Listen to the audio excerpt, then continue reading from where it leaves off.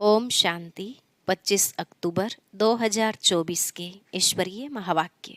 पहले सुनते हैं मुरली के मुख्य पॉइंट्स। बाबा ने कहा, इस पुरानी दुनिया से जब तुम्हारा ममत्व निकल जाएगा तो बहुत खुशी में रहेंगे। तुम अभी रिटर्न में फिर से सुखधाम जा रहे हो। यह पुराना शरीर छोड़ उस सतो प्रधान दुनिया में फिर नया शरीर लेंगे। रात को सोते समय भी ऐसे ऐसे सिमरण करते रहो तो बहुत खुशी रहेगी। हर एक को अपने ऊपर जांच रखनी है कि सारे दिन में हमने कोई शैतानी तो नहीं की। 5 विकारों में से किसी विकार ने हमको सताया तो नहीं, लोभ तो नहीं आया। फिर बाबा ने कहा, उठते बैठते चलते फिरते देह के बदले अपने को देही समझो, परंतु माया बड़ी दुष्टर है। यह घड़ी घड़ी तुमको भुलाएगी और देह अभिमानी बना देगी। इसलिए जितना हो सके याद में रहो। ऐसे बाप को तो कभी भी भूलना नहीं चाहिए। फिर याद के साथ साथ पढ़ाई की सब्जेक्ट में भी तुम्हारा बुद्धि योग रहना चाहिए। लास्ट में बाबा ने कहा, मीठे मीठे बच्चों, बाप तुमको और कोई तकलीफ नहीं देते, सिर्फ कहते हैं आत्मा समझ मुझे याद करो। याद के लिए कितने उपाय बताते हैं। बाप, टीचर, सतगुरु तीनों रूप में याद करो। जो बाप तुमको राजाओं का राजा बनाते हैं, ऐसा बनाने वाले टीचर को तो कितना याद करना चाहिए। अब सुनते हैं महावाक्यों को विस्तार से। बाबा ने कहा, मीठे बच्चे, बाप की एक नज़र मिलने से सारे विश्व के मनुष्य मात्र निहाल हो जाते हैं। इसलिए कहा जाता है नज़र से निहाल। प्रश्न, तुम बच्चों के दिल में खुशी के नगाड़े बजने चाहिए, क्यों? उत्तर, क्योंकि तुम जानते हो बाबा आया है सबको साथ ले जाने। अब हम अपने बाप के साथ घर जाएंगे। हाहाकार के बाद जय जयकार होने वाली है। बाप की एक नज़र से सारे विश्व को मुक्ति, जीवन मुक्ति का वर्षा मिलने वाला है। सारी विश्व निहाल हो जाएगी। ओम शांति। रूहानी शिव बाबा बैठ अपने रूहानी बच्चों को समझाते हैं, यह तो जानते हो कि तीसरा नेत्र भी होता है। बाप जानते हैं सारी दुनिया की जो भी आत्माएं हैं सबको मैं वर्षा देने आया हूँ। बाप की दिल में तो वर्षा ही याद होगा, लौकिक बाप की भी दिल में वर्षा ही याद होगा। बच्चों को वर्षा देंगे। बच्चा नहीं होता है तो मूंझते हैं किसको दें, फिर एडॉप्ट कर लेते हैं। यहाँ तो बाप बैठे हैं, इनकी तो सारे दुनिया की जो भी आत्माएं हैं सब तरफ नज़र जाती है। जानते हैं सबको मुझे वर्षा देना है।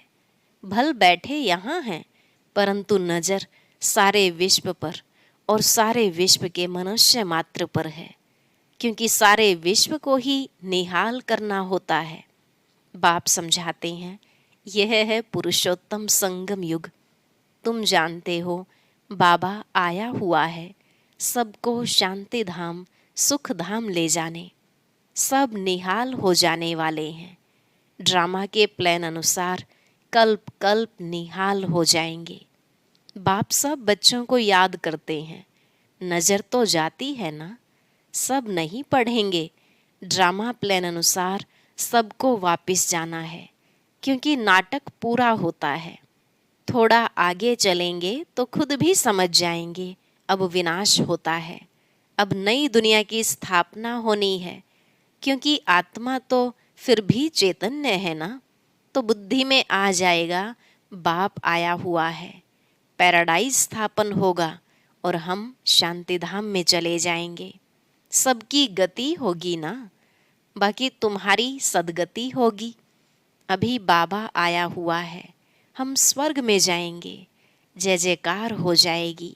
अभी तो बहुत हाहाकार है, कहाँ अकाल पड़ रहा है, कहाँ लड़ाई चल रही है, कहाँ भूकंप होते हैं, हजारों मरते रहते हैं।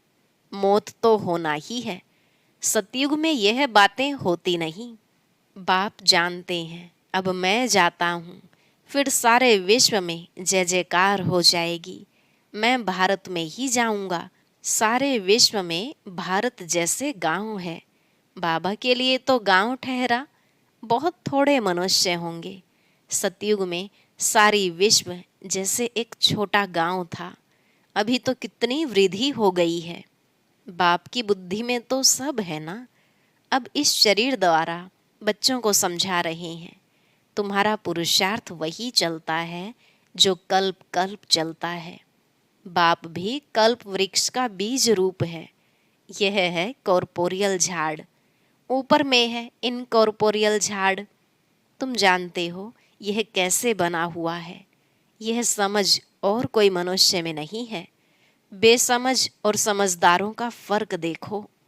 कहाँ समझदार स्वर्ग में राज्य करते थे, उनको कहा ही जाता है सचखंड, हेवन। अभी तुम बच्चों को अंदर में बड़ी खुशी होनी चाहिए। बाबा आया हुआ है। यह पुरानी दुनिया तो जरूर बदलेगी। जितना जितना जो पुरुषार्थ करेंगे उतना पद पाएंगे। बाप तो पढ़ा रहे हैं। यह तुम्हारी स्कूल तो बहुत वृद्धि को पाती रहेगी, बहुत हो जाएंगे। सबका स्कूल इकट्ठा थोड़े ही होगा, इतने रहेंगे कहाँ। तुम बच्चों को याद है, अभी हम जाते हैं सुखधाम।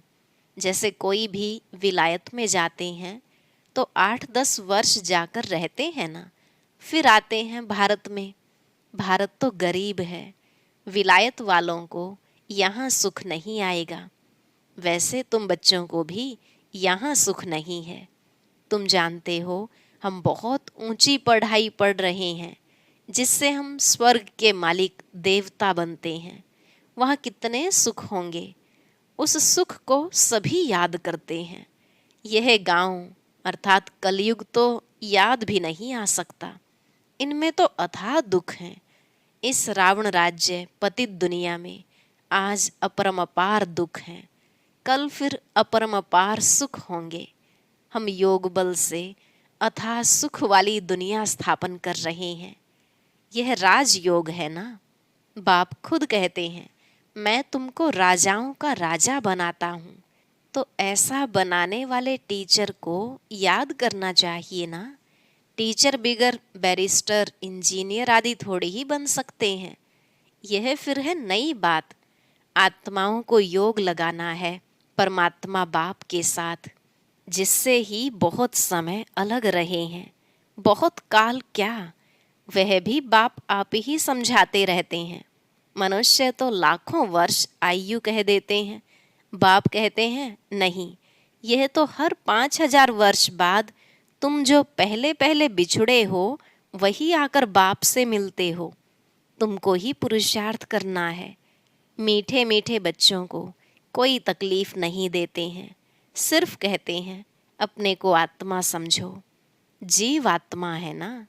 आत्मा अविनाशी है, जीव विनाशी है। आत्मा एक शरीर छोड़ दूसरा लेती है। आत्मा कभी पुरानी नहीं होती है। वंडर है ना। पढ़ाने वाला भी वंडरफुल, पढ़ाई भी वंडरफुल है। किसको भी याद नहीं, भूल जाती है। आगे जन्म में क्या पढ़ते थे, किसको याद है क्या। इस जन्म में तुम पढ़ते हो, रिजल्ट नई दुनिया में मिलती है। यह सिर्फ तुम बच्चों को पता है। यह याद रहना चाहिए, अभी यह पुरुषोत्तम संगम युग है। हम नई दुनिया में जाने वाले हैं। यह याद रहे तो भी तुमको बाप की याद रहेगी। याद के लिए बाप अनेक उपाय बताते हैं। बाप भी है, टीचर भी है, सतगुरु भी है। तीनों रूप में याद करो। कितनी युक्तियां दे रहे हैं याद करने की, परंतु माया भुला देती है। बाप जो नई दुनिया स्थापन करते हैं, बाप ने ही बताया है यह पुरुषोत्तम संगम युग है। यह याद करो। फिर भी याद क्यों नहीं कर सकते हो। युक्तियां बतलाते हैं याद की, फिर साथ साथ कहते भी हैं माया बड़ी दुष्टर है, घड़ी घड़ी तुमको भुलाएगी और देह अभिमानी बना देगी। इसलिए जितना हो सके याद करते रहो। उठते बैठते चलते फिरते देह के बदले अपने को देही समझो, यह है मेहनत।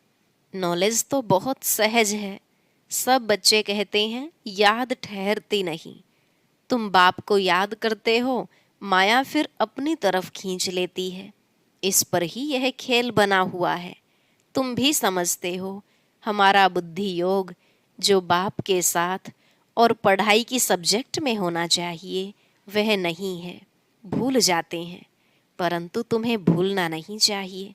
वास्तव में इन चित्रों की भी दरकार नहीं है, परंतु पढ़ाने समय कुछ तो आगे चाहिए ना। कितने चित्र बनते रहते हैं। पांडव गवर्नमेंट के प्लान देखो कैसे हैं, उस गवर्नमेंट के भी प्लान हैं।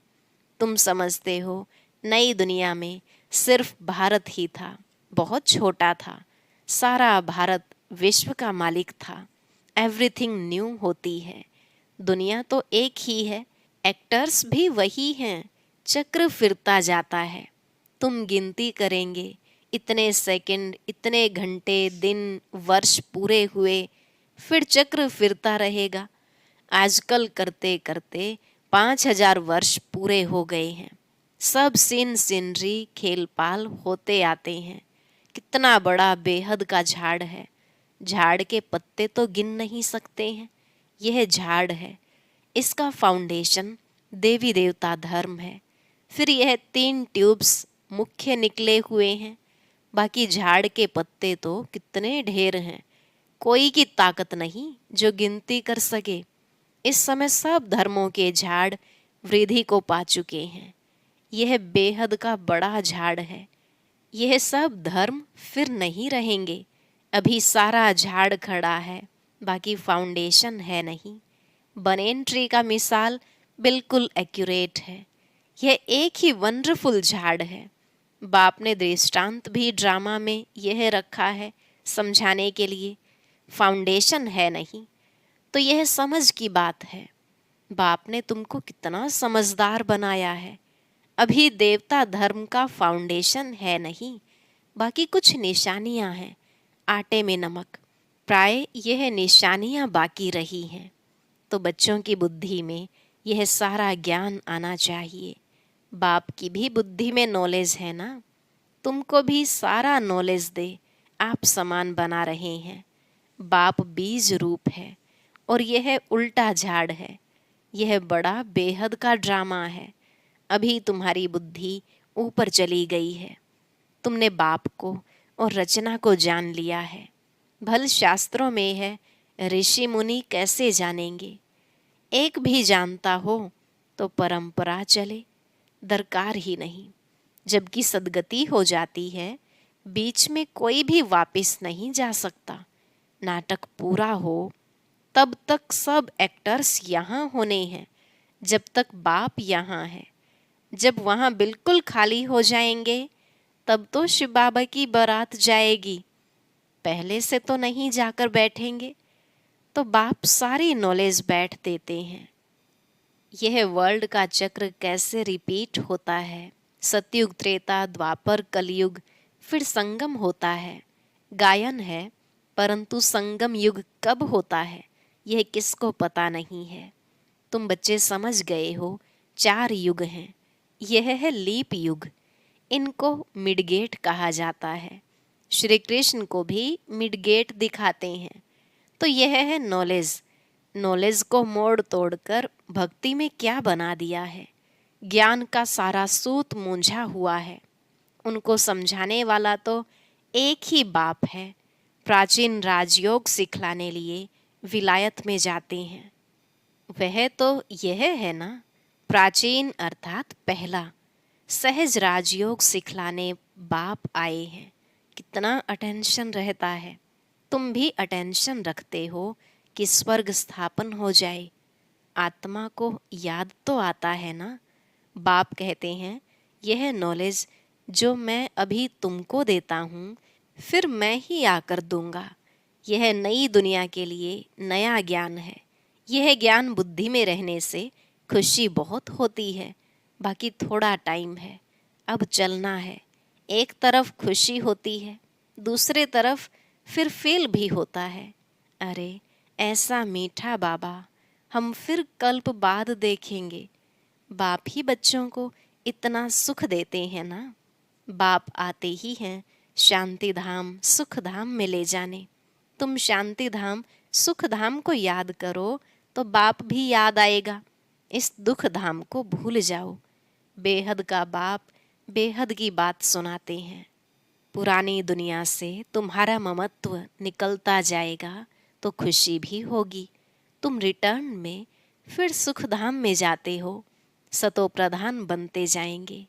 कल्प कल्प जो बने हैं वही बनेंगे और उनको ही खुशी होगी।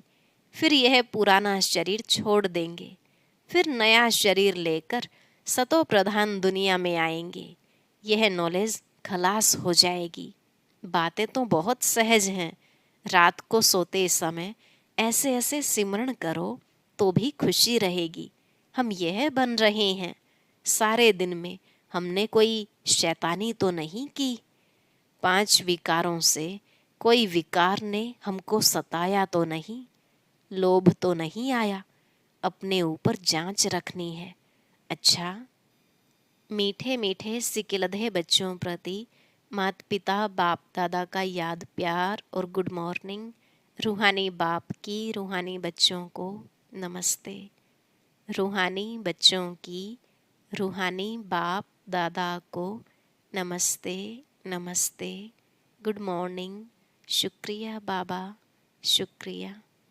धारणा के लिए मुख्य सार। पहला पॉइंट, योग बल से अथाह सुखों वाली दुनिया स्थापन करनी है। इस दुख की पुरानी दुनिया को भूल जाना है। खुशी रहे कि हम सचखंड के मालिक बन रहे हैं। दूसरा, रोज अपनी जांच करनी है कि सारे दिन में कोई विकार ने सताया तो नहीं, कोई शैतानी काम तो नहीं किया, लोभ के वश तो नहीं हुए। आज का वरदान, वरदाता द्वारा सर्वश्रेष्ठ संपत्ति का वरदान प्राप्त करने वाले संपत्तिवान भव। वरदाता द्वारा सर्वश्रेष्ठ संपत्ति का वरदान प्राप्त करने वाले संपत्तिवान भव। बाबा ने कहा, किसी के पास अगर सिर्फ स्थूल संपत्ति है तो भी सदा संतुष्ट नहीं रह सकते। स्थूल संपत्ति के साथ अगर सर्व गुणों की संपत्ति, सर्व शक्तियों की संपत्ति और ज्ञान की श्रेष्ठ संपत्ति नहीं है तो संतुष्टता सदा नहीं रह सकती। आप सबके पास तो यह सब श्रेष्ठ संपत्तियां हैं। दुनिया वाले सिर्फ स्थूल संपत्ति वाले को संपत्तिवान समझते हैं, लेकिन वरदाता बाप द्वारा आप बच्चों को सर्वश्रेष्ठ संपत्तिवान भव का वरदान मिला हुआ है। स्लोगन, सच्ची साधना द्वारा हाय हाय को वाह वाह में परिवर्तन करो। सच्ची साधना द्वारा हाय हाय को वाह वाह में परिवर्तन करो। अच्छा, ओम शांति। गृहस्थियों को संगम युग पर अपना समय कैसे व्यतीत करना चाहिए जानने के लिए सुनते हैं आज का अव्यक्त ज्ञान मोती।